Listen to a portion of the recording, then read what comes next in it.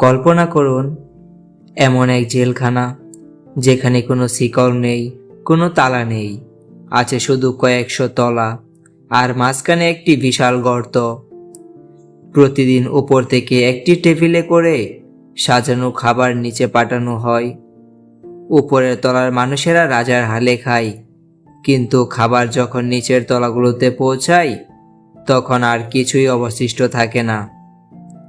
ক্ষুধার এই মরণ খেলায় মানুষ কতটা নিচে নামতে পারে? মানুষ কি পারে ক্ষুধার জ্বালায় নিজের সঙ্গীকে কাঁচা খেয়ে ফেলতে? আজ আমরা দেখব দুনিয়ার সব থেকে ডিস্টার্বিং এবং রহস্যময় সিনেমা, দ্য প্ল্যাটফর্ম। ভিডিওটি শেষ পর্যন্ত দেখুন, কারণ এর শেষটা আপনার মাথা ঘুরিয়ে দিবে। সিনেমার শুরুতে আমরা দেখি গোরেং নামের এক যুবককে। সে এই জেলখানা কোনো অপরাধ করে আসেনি, বরং একটি বিশেষ ডিগ্রি পাওয়ার লোভে স্বেচ্ছায় 6 মাসের জন্য এখানে থাকতে এসেছে। জেলের প্রতিটি ফ্লোরে 2 জন করে বন্দী থাকে। মাঝখানের ফাঁকা জায়গা দিয়ে প্রতিদিন একবার একটি খাবারের টেবিল নিচে নামে। উপরের তলার মানুষেরা সব ধরনের দামি খাবার পায়, কিন্তু টেবিলটি যখন নিচে নামতে থাকে তখন উপরের তলার মানুষেরা সব খাবার সাবার করে দেয়। বন্ধুরা, আপনারা কি কখনো ভেবেছেন মানুষ যদি একটু শেয়ার করে খেত তবে সবাই খাবার পেত? কিন্তু এই জেলেই বোঝা যায় মানুষের লোভ কতটা ভয়ঙ্কর। সবচেয়ে অদ্ভুত নিয়ম হলো প্রতি মাসের শেষে বন্দীদের অচেতন করে অন্য কোনো তলায় পাঠিয়ে দেওয়া হয়।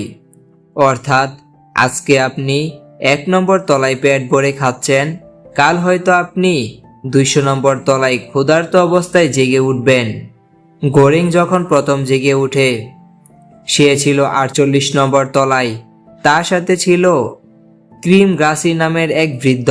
সে গোরেংকে এই জেলের নিষ্ঠুরতা বোঝায়, কিন্তু 1 মাস পর যখন তাদের ফ্লোর চেঞ্জ হয় তারা জেগে ওঠে এবং দেখে তারা 171 নম্বর তলায়। এখানে কোনো খাবার পৌঁছায় না। ক্রিম গ্রাসি জানতো এমনটা হবে, তাই সে ঘুমন্ত অবস্থায় গোরেংকে বেঁধে ফেলে। সে ঠিক করে না খেয়ে মরে যাওয়ার চেয়ে সে গোরেংয়ের শরীরের মাংস খেয়ে বেঁচে থাকবে। ঠিক এই দৃশ্যটি দেখার সময় আপনার গায়ের লোম খাড়া হয়ে যাবে। ক্রিম গ্রাসি যখন গোরেংকে কাটতে যাবে ঠিক তখনই সেই রহস্যময় নারী মিয়ারু এসে গোরেংকে বাঁচায় এবং ক্রিম গ্রাসিকে মেরে ফেলে। এরপর বেঁচে থাকার জন্য গোরেং যা করে তা ভাবলে আপনি শিউরে উঠবেন। সে ক্ষুধার জ্বালায় সে বৃদ্ধের মাংস খেতে বাধ্য হয়। কয়েক মাস পর গোরেং যখন 6 নম্বর তলায় পৌঁছায় তখন তার সঙ্গী হয় বাহারাত। গোরেং ঠিক করে নেয় এই সেই সিস্টেমকে সে বদলে দেবে। সে বাহারাতকে নিয়ে খাবারের টেবিলের উপরে দাঁড়িয়ে একদম শেষ তলা পর্যন্ত যাওয়ার সিদ্ধান্ত নেয়। তাদের উদ্দেশ্য ছিল খাবারগুলো এমনভাবে কন্ট্রোল করা যেন শেষ তলার মানুষটাও কিছু খেতে পায়। তারা নিচে নামতে নামতে দেখে জেলের ভীষণতা। মানুষ পড়ে আছে, কেউ কাউকে খেয়ে ফেলছে। একদম শেষে 333 নম্বর তলায় গিয়ে গোরেং একটি ছোট্ট মেয়েকে খুঁজে পায়, যে মেয়েটিকে সবাই খুঁজছিল। গোরেং বুঝতে পারে এই নিষ্পাপ শিশুটি হলো এই জেলের অন্ধকার সিস্টেমের বিরুদ্ধে একমাত্র প্রমাণ। মুভির একদম শেষে দেখা যায় গোরেং উপরে না গিয়ে সে মেয়েটিকে খাবারের টেবিলের উপরে বসিয়ে দেয় এবং উপরে পাঠিয়ে দেয়। সে চায় জেলের মালিকরা দেখুক তাদের এই নরকের ভেতর একটি শিশু বেঁচে আছে, যা তাদের সিস্টেমের ব্যর্থতা।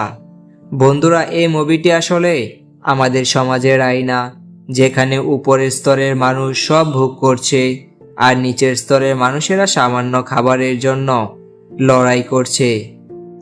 আপনার কি মনে হয় গোরেংকে ঠিক করেছিল? এই মুভিটি আপনাদের কেমন লেগেছে কমেন্টে অবশ্যই জানাবেন।